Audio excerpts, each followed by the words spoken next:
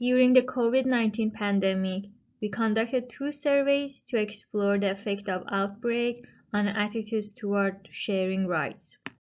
First, we redistributed a national survey that we conducted in 2019 to the same pool of respondents to explore how their attitudes have changed because of the outbreak. For the second study, we focused on Puget Sound region. This survey and the previous one had some attitudinal questions in common that we are going to compare them.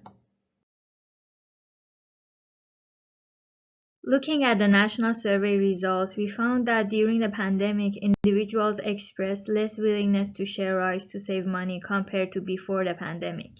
This confirms that the trade-off between saving money and discomfort has changed.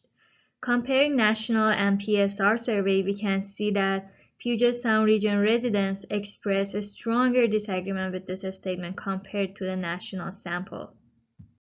As expected, during the pandemic, travelers tried to use transportation options that allow them to avoid others. The difference between before and during the pandemic behavior is statistically significant. Same as previous statement, we observed a more extreme indication among our PSR sample compared to the national sample. We also looked into how people feel about crowded buses. In general, travelers did not like crowded buses even before the pandemic. However, we observed a statistically significant shift toward a stronger dislike during the pandemic. Also, participants in PSR survey expressed a very strong disfavor for crowded buses, and as shown in the plot, more than 60% of them chose strongly disagree with the statement. To summarize some of our findings, we learned that more people are trying to use transportation options that allow them to avoid contact with others.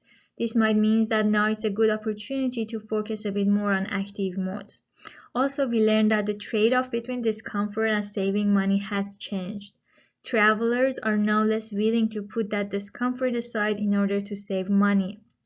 This has implications for ride-sharing companies as they are already struggling to keep these services economically sustainable.